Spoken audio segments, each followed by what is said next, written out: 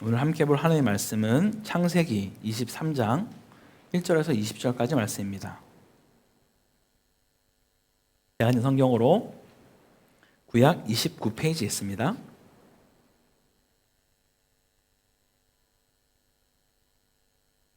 함께 교독은 1절에서 4절까지만 함께 읽도록 하겠습니다. 제가 먼저 1절 읽겠습니다. 사라가 127세를 살았으니 이것이 곧 사라가 누린 횟수라.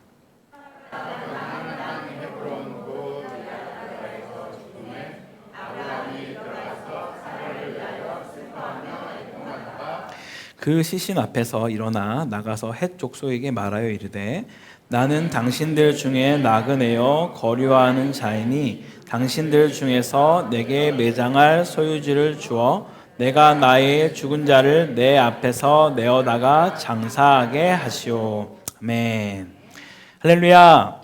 네, 오늘도 변함없이 말씀 앞으로 또 은혜를 사모하며 이 자리에 오신 모든 성도님들께 우리 주 예수 그리스도의 은혜와 평강과 긍휼이 가득하기를 간절히 소망합니다.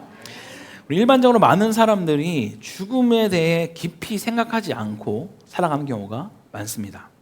어쩌면 죽음이 마치 자신에게는 올 것 같지 않은 것처럼 여기며 살아가는 사람들도 종종 있습니다. 그럼 누구도 우리는 죽음을 피할 수가 없습니다. 생각보다 죽음은 우리와 가까이 있다라는 것이죠.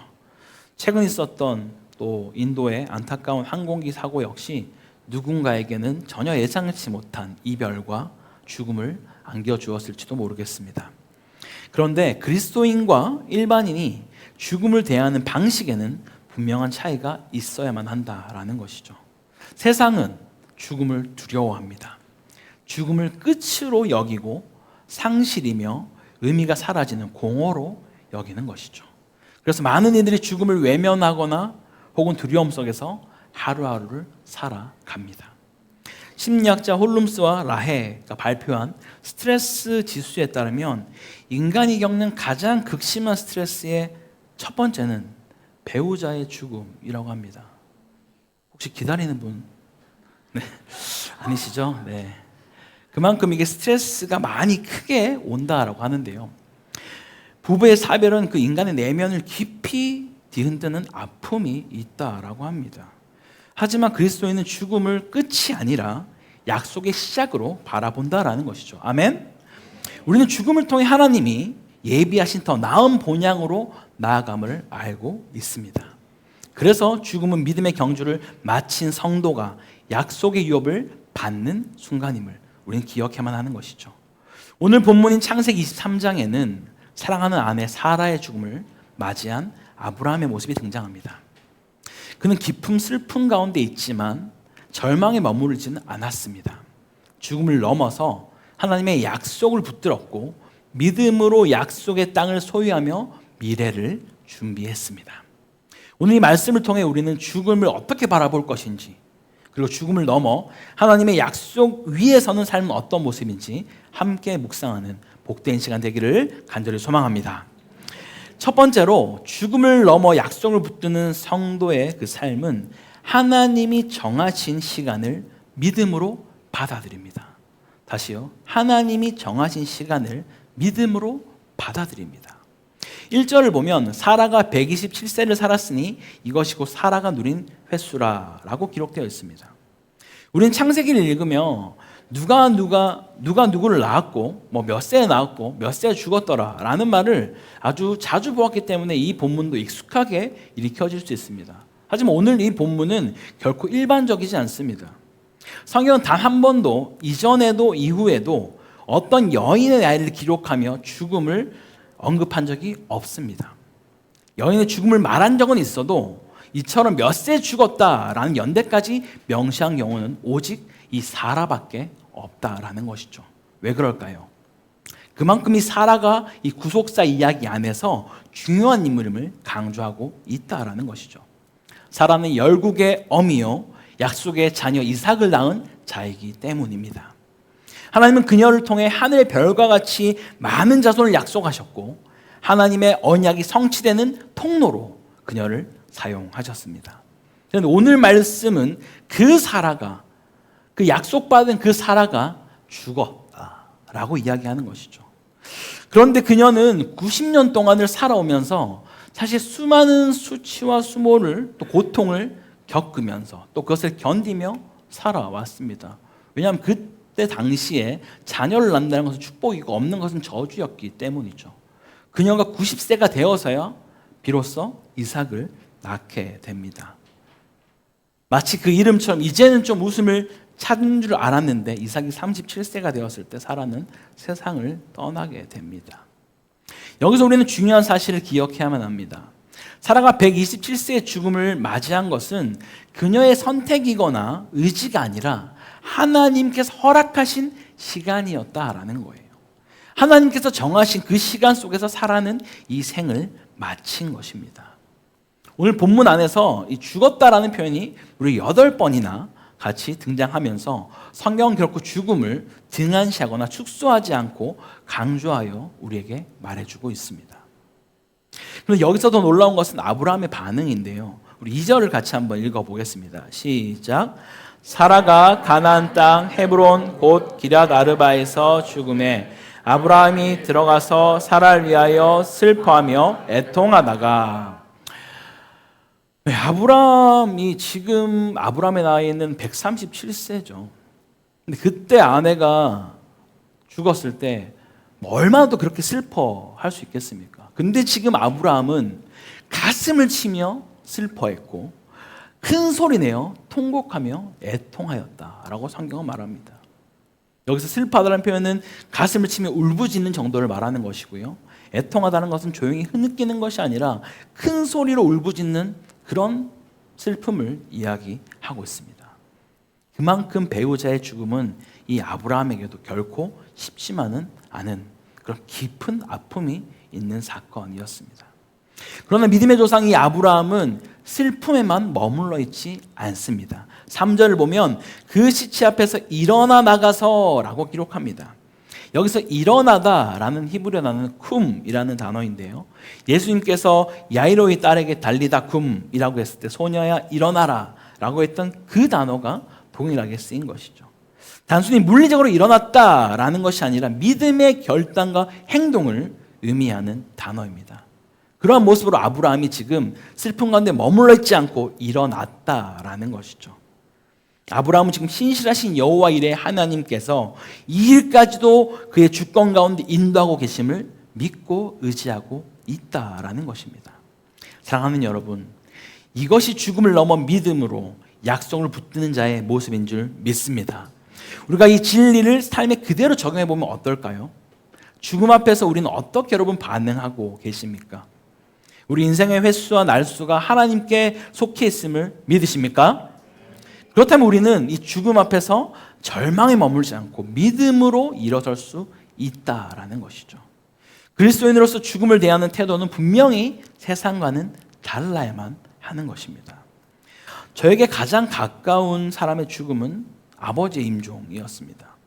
아버지는 뇌지주막하 출혈로 중환자실에서 약 12일 정도 계셨고 저와 가족은 간절히 하나님께 살려달라고 기도했습니다. 하지만 하나님은 아버지의 삶을 마치게 하셨습니다.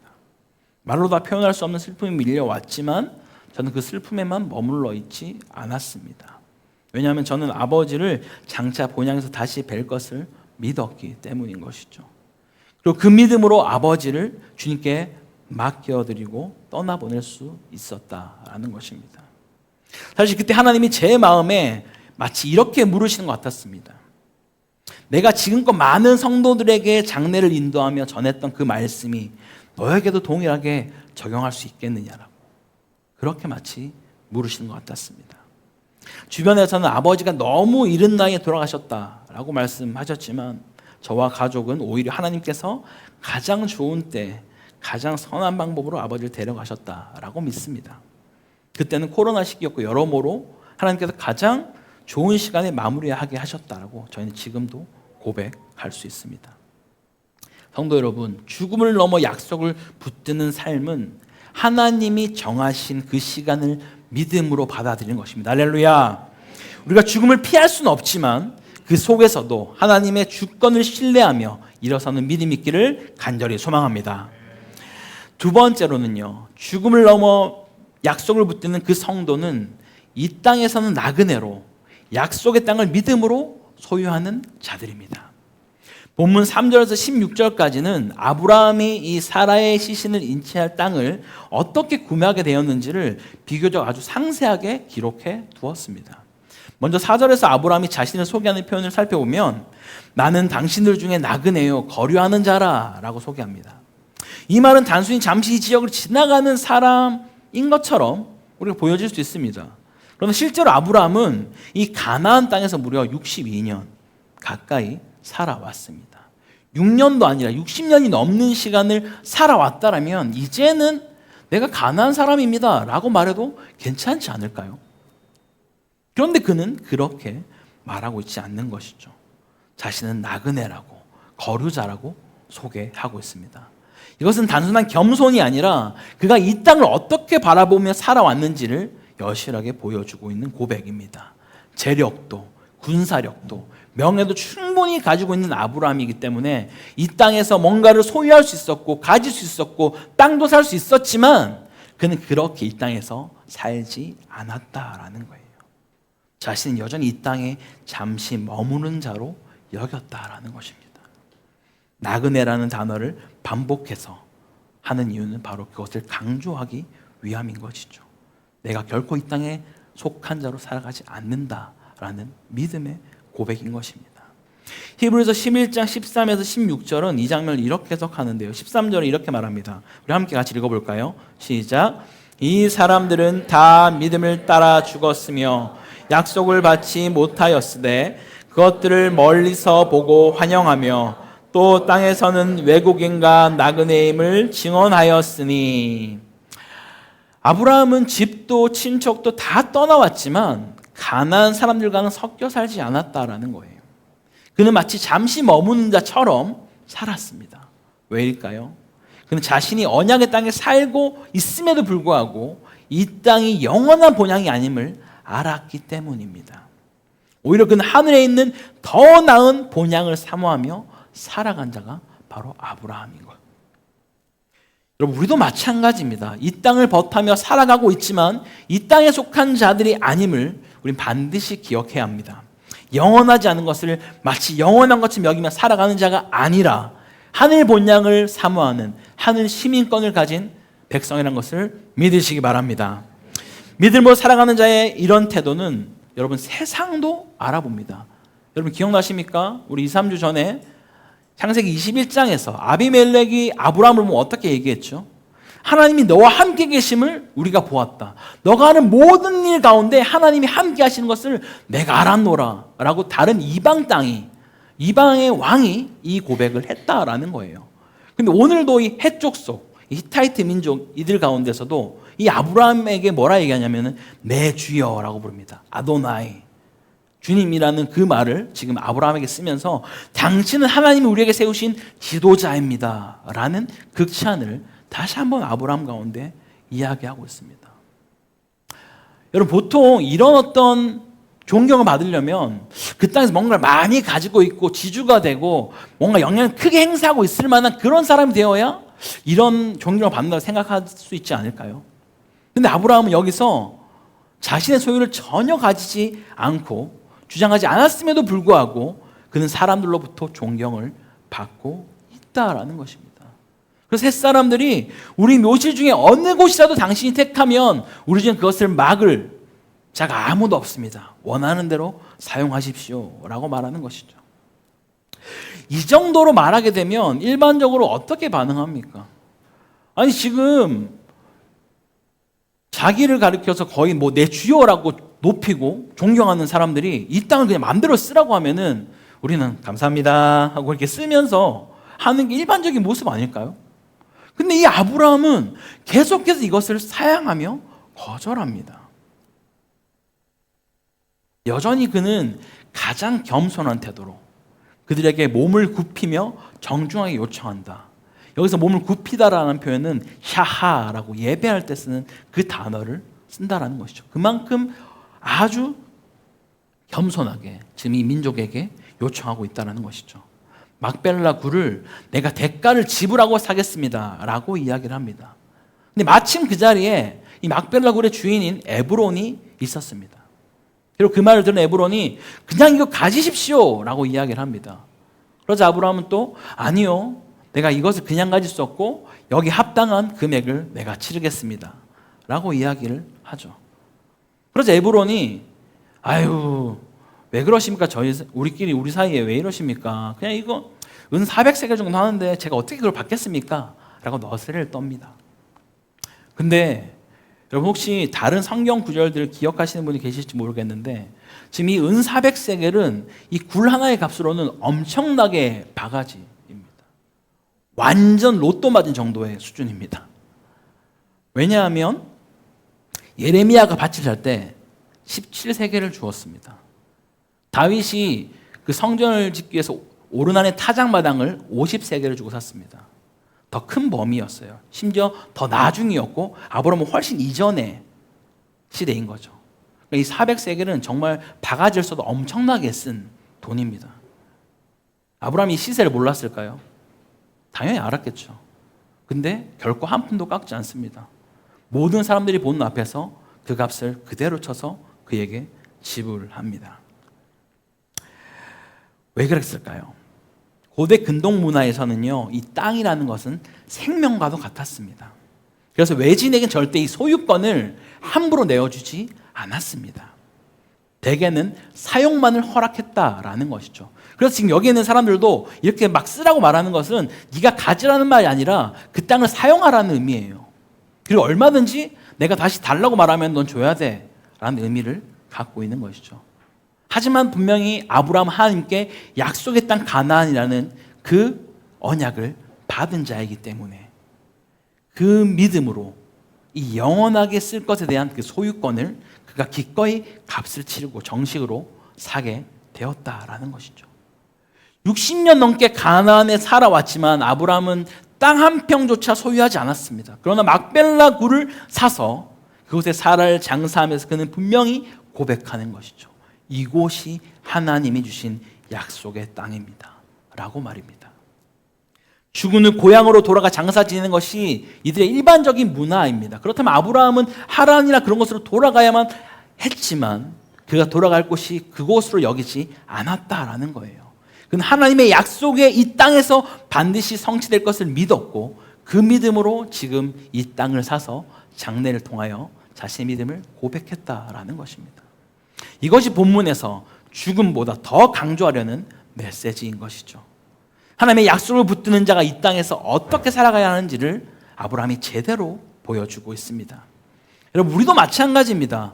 우리가 가야 할 본향을 사모하며 이 땅에서는 나그네로 약속을 믿음으로 소유하는 자로 살아갈 수 있기를 간절히 소망합니다. 세 번째, 마지막으로 죽음을 넘어 약속을 붙드는 성도는 그 죽음을 신앙의 유산으로 남깁니다. 다시요, 그 죽음을 신앙의 유산으로 남겨주는 모습을 살아간다라는 것이죠. 본문 17에서 20절을 보게 되면 아브라함은 에브론에게 은 400세겔을 주고 막벨라 굴과 그 주변 밭을 얻게 됩니다. 모든 사람이 보는 앞에서 자신의 소유로 확정 짓습니다. 18절에서 한 차례 소유로 확정되었다라고 말한 뒤에 20절에서 다시 한번 헷 족속으로부터 매장할 소유지를 확정하였다라고 다시 한번 두 번이나 강조하여 말합니다. 이것은 단순한 사용권이 아니라 법적이고 영구적인 소유권을 얻게 되었음을 지금 성경은 말해주는 것이죠. 그래서 이곳은 단지 사람만 묻히는 자리가 아님을 여러분 알고 계시죠? 후에 아브람 자신도 이삭과 리브가도 그리고 야곱과 레아까지 모두 이곳에 묻히게 된다라는 것입니다. 단순한 무덤이 아닌 것이죠. 신앙의 유산이 시작되는 자리인 것입니다. 사라의 죽음은 끝이 아니라 하나님의 약속이 후손들에게 본격적으로 이어지는 출발점인 것이죠. 이 무덤은 후손들에게 너희가 어디에 있든 이곳이 너희가 지향해야 할 바로 그 땅이다 라는 것을 말해주고 있습니다. 떠나온 땅으로 돌아가지 말라라는 신앙 고백이 이 죽음을 통해 세워졌다라는 것입니다. 여러분, 우리는 자주 세상으로 돌아가려고 합니다. 분명히 그리스도와 함께 십자가에 못 박혔으면 이제는 주와 함께 살아야 하는데 자꾸 옛사람의 습관과 옛사람으로서 즐겼던 것들을 돌아가려고 한다라는 것이죠. 마치 예루살렘 백성이 출애굽하여서 나왔지만 여전히 그 종로를 타면서 먹었던 그 부추와 이런 것들 먹는 것을 너무나 즐겨하며 돌아가려고 하는 그런 모습처럼 말입니다. 하지만 이 무덤은 우리에게 분명히 말하는 것이죠. 돌아갈 수 없다라고, 돌아가선 안 된다라고. 우리가 소망하는 땅은 이전의 삶이 아니라 하나님이 약속하신 미래라는 것을 말입니다. 사라 입장에서 보면 이삭이 장가가는 것도 보지 못한 채로 그냥 죽게 되는 것이죠. 온 땅을 주시겠다는 약속을 받았지만 자그마한 땅 한 평조차도 소유하지 못한 채 그녀는 죽게 됩니다. 여러분, 그렇다면 이것이 실패일까요? 아닙니다. 이 사건은 오히려 우리에게 다음과 같은 진리를 제시하고 있습니다.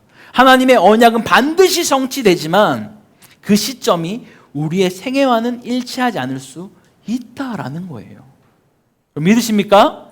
우리가 흔히 내가 살아있는 동안 성취되지 않으면 약속이 마치 실패한 것처럼 여기는 그런 경향이 있습니다. 그런 하나님의 약속은 성도가 죽는다고 해서 멈추지 않음을 지금 이 사라의 죽음을 통해 보여주고 있다라는 거예요.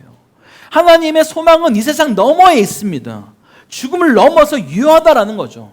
사라가 이 땅에 묻히면서 400년이나 후에야 돌아올 그 이스라엘 자손에게 메시지를 남기고 있다라는 거예요.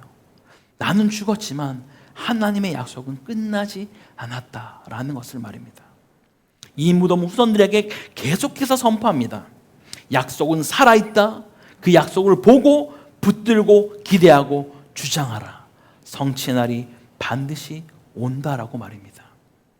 비록 자식 하나 얻었고 살아 생전에 땅 한 평 소유하지도 못하고 죽은 후에야 비싼 값을 치르고 나서 밭 하나를 소유했지만 그 무덤은 말하고 있는 것이죠. 이 작고 보잘것없는 시작 뒤에는 하나님의 영광스러운 약속의 성취가 기다리고 있다라고 말입니다.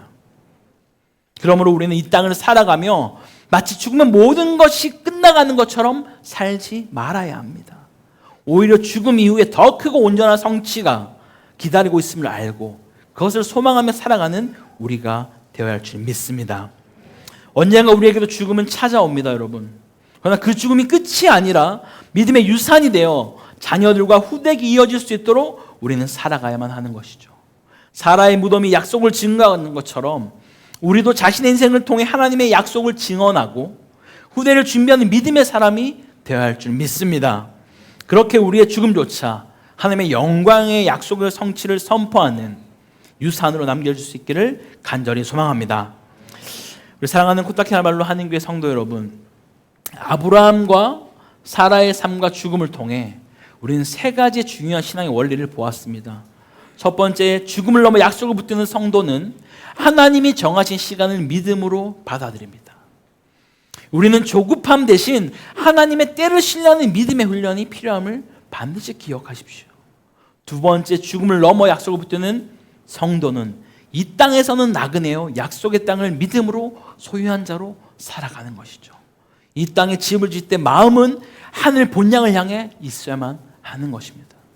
세 번째, 죽음을 넘어 약속을 붙드는 그 성도는 그 죽음을 신앙의 유산으로 흘려보낸다라는 것이죠. 나의 죽음이 끝이 아니라 후대를 위한 복음의 증거가 되기를 소망해야 될 줄 믿습니다. 그렇다면 오늘 이 말씀 앞에서 우리는 스스로에게 이런 질문을 한번 해보면 좋겠습니다.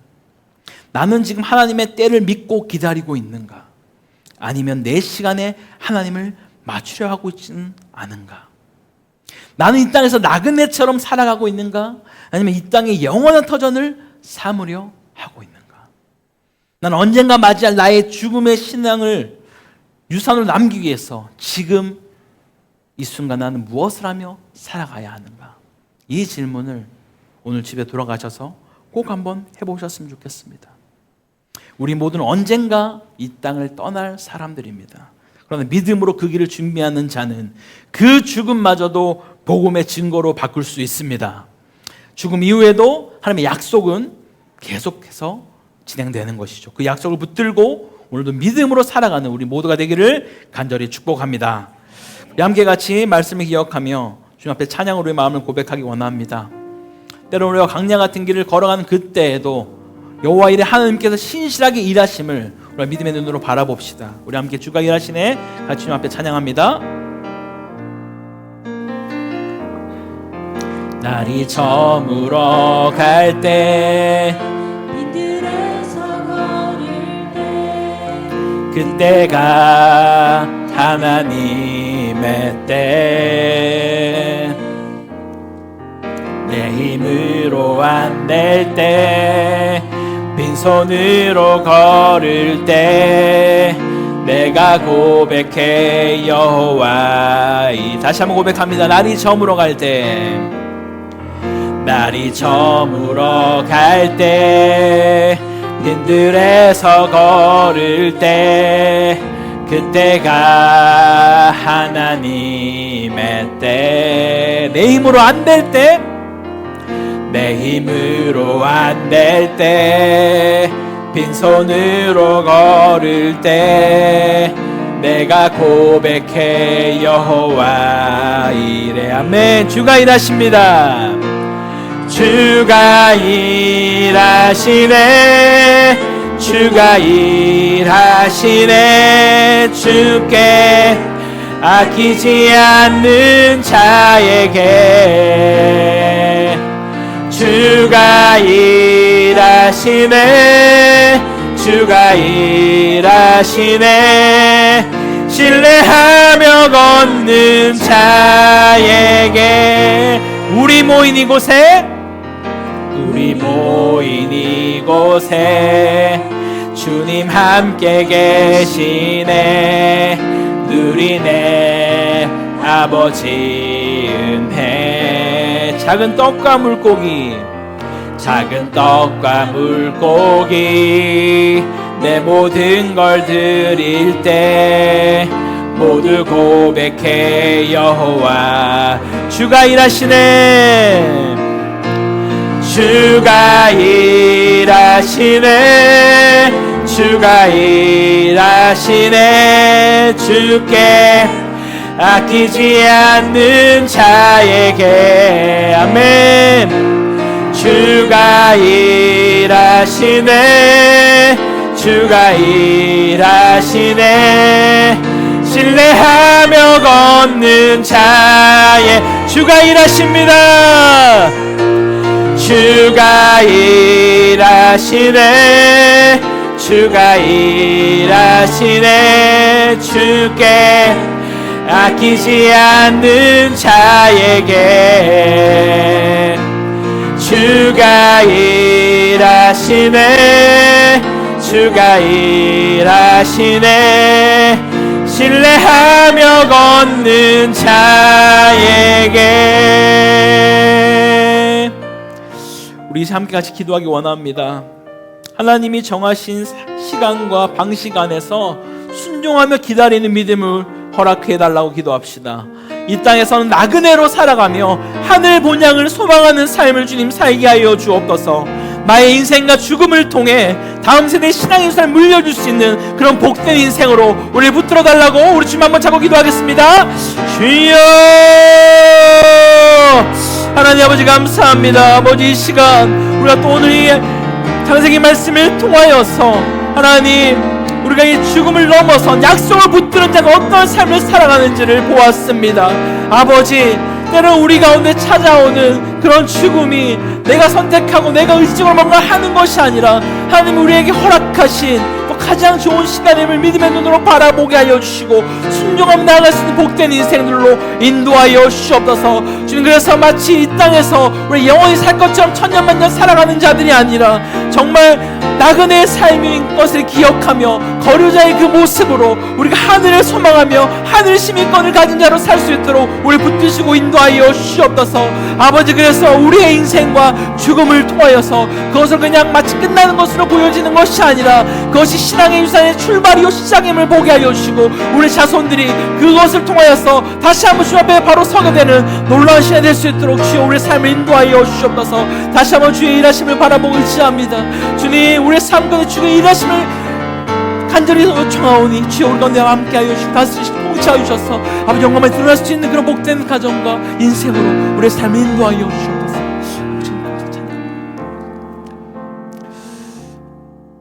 인간의 모든 생사복을 주관하시는 살아계신 하나님 아버지 오늘 이 시간도 다시 한번 말씀 앞에 서게 하시고 아브라함의 믿음을 통해 죽음 이후에도 살아있는 하나님의 약속을 붙들게 하시니 감사합니다. 우리 이 땅을 살아가며 자주 조급해하고 흔들립니다. 그러나 주님, 하나님이 정하신 그 시간을 믿음으로 바라보며 조급함을 내려놓고 하나님의 때를 신뢰하는 주의 백성이 되게 하옵소서. 또한 이 땅에서 나그네처럼 살아가되 하늘 본 양을 날마다 사모하며 살아가는 자들이 되게 하시고 우리의 죽음조차도 복음의 증거가 되게 하시며 신앙의 유산으로 다음 세대에게 살아계신 하나님의 신실하심을 증언하게 하옵소서.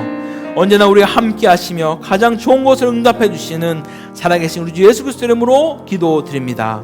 아멘.